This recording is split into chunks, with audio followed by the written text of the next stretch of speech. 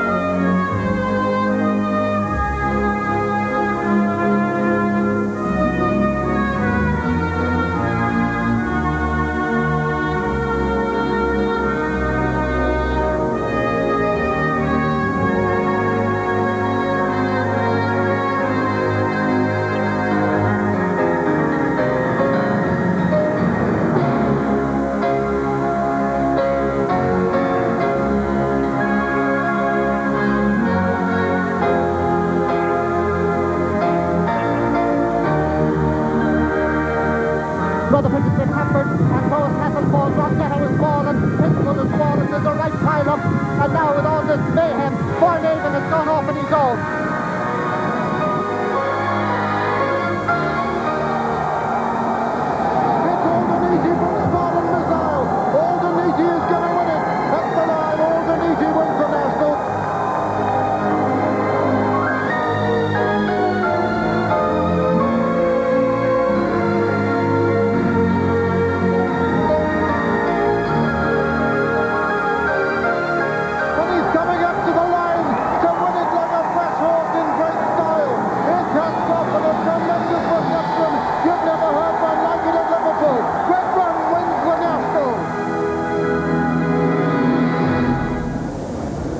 Grand National Day, the day the nation comes racing, ended in bitter disappointment on the corresponding Saturday last year. The course was cleared owing to a bomb scare, ruining the day for 60,000 people who were here and for millions of you back at home.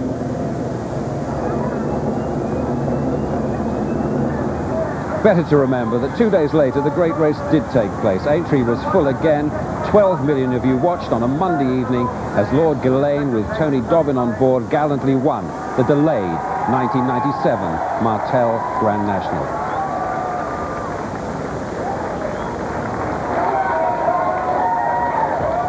Good afternoon and welcome to Aintree on Martel Grand National Day 1998. It's rather wet at the moment. We've just had a shower, but we hope that nothing untoward will happen today to spoil our enjoyment of this great occasion. But as I'm sure you've seen on the news bulletins over the last couple of days, security is at a premium, and out on the course, which is normally absolutely full with parked cars, there are very few there. Some are in with special permits, but people have been able to park and ride or come by public transport or walked here. But it hasn't dissuaded many people, and why should it? Because we've had record crowds the last couple of days. But they're having to queue, and they're having to go through a sort of airport system for security purposes. It takes a little while, and Peter Bromley, our esteemed radio racing commentator, was telling me that he set the alarm off this morning because he's got a bit of metal in both his knees. But come along to Aintree today and enjoy the day, and we're hopeful that the rain will clear up in due course. Now with me is Paul Stevenson, the Assistant Chief Constable of Merseyside Police, who's charged with a big responsibility of making sure this is a safe place to be here today. How confident are you that it will be? Oh, I'm pretty confident, Des. We've spent a lot of time planning the event, and we've been at great pains to ensure that we balance off the security needs and the fact that what this is about. It's about people coming and enjoying the race, enjoying a great day. A fair bit of intelligence goes into this, I would imagine. What, over how long a period? Over certain weeks, months? Oh, we started planning it on the Tuesday following the last Grand National. As long ago as that? Absolutely. Tell me, there's been a lot of press speculation about the bomb that was found in Dunleary in Ireland the other day, that was destined for Aintree. What was your feeling about that? What sort of intelligence do you have on that? Well, there are no indications whatsoever, Des, that was heading our way. But I do think it did provide a timely reminder of the importance of today's security operation. And what sort of costs are involved in this, in a police operation like this? It's not insignificant, but what's the cost of failing to do it? I think that's the real point. Yeah. And are you sure that if anything untoward were to happen, that everybody could be got out as quickly as they were and as peacefully as last year? That's all been well in the planning, I would imagine. Absolutely, that's what the plan's all about. Very important, but we don't anticipate that happening. So if you're a betting man, your betting would be that it's odds on for being okay today, is it? My betting's on Team Merseyside. We're used to clearing hurdles here. Okay. Paul Stevenson, thank you very much indeed from Merseyside Police. Well, let's have a look around this course. You're very familiar with it, of course, and the famous obstacles and the course itself over the years.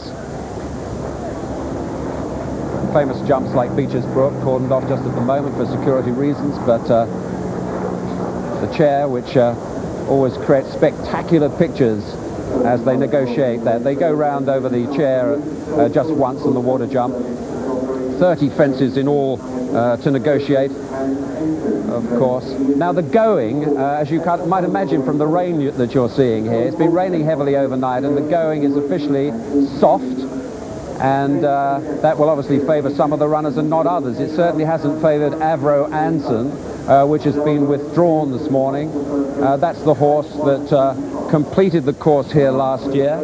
In fact, finished 6th, but it likes good ground, and that horse has been withdrawn this morning, leaving 37 runners seeking the record prize money of £212,000 for the winner. Now, as we build up to the spectacular race this afternoon, we'll meet many of the stars involved, including the jockeys. And this man is the star man of the moment, Tony McCoy. 231 winners this season, 4 here at Aintree over the last couple of days. He rides Challenger Duluth. We'll be hearing from Tony and many of his fellow jockeys. Aintree wouldn't be Aintree without Jenny Pittman. You'll see a little less of her this year, and you can see why from those pictures. She's just got one runner now, Nathan Ladd. Among the owners we'll be talking to J.P. McManus, once legendary gambler. Owns many horses, has had a third at the Grand National in the past. He's got one runner today, one of the 2 Irish train runners. And last year's hero, Phil Sharp, the stable lad who stayed with Sunny Bay, and indeed all the other Grand National runners who were left in the stables when everybody else had to evacuate last year. He was something of a hero. Right, you've been looking in your morning papers about what you're going to back today and the betting and all the rest of it, but let's bring you up to date with the betting news as we have it right at this moment. Rough Quest is the favourite at 6-1, the winner of 2 years ago. Sunny Bay, the top weight, at 7-1. Sam Lee, much fancied because of the conditions, is 10-1, as is Hymn of Praise, Charlie Swan's mount, at 10-1. Earth Summit is fancied too because of the conditions. An out-and-out stayer, Carl Llewellyn, former winning jockey on board. Tony McCoy has Challenger Duluth. They say it's a difficult ride. He's the man for that kind of job. Nathan Ladd is Jenny Pittman. Celle de Brienne, a French challenger, 18-1. Banjo is 20-1, as is Dunbell, the only mare in the race from Ireland. Brave Highlander, 22-1. Philip Hyde, that's in the Aldeniti colours. You remember the famous race of 1981 when Aldeniti won. Court Melody is 25-1. Celtic Abbey came down at the chair last year as a 33-1 shot. Gimme 5 is J.P. McManus's runner from Ireland. Andrew Thornton, the Gold Cup winning jockey, rides St. Melian Fairway at 33-1. Choicey, a lot of people fancy at 50-1. We're getting into the realms of fantasy now with the big outsiders, I think. Chris Bonner's got a good record, the amateur around here, always got round. He's on 100-1, Winter Bell.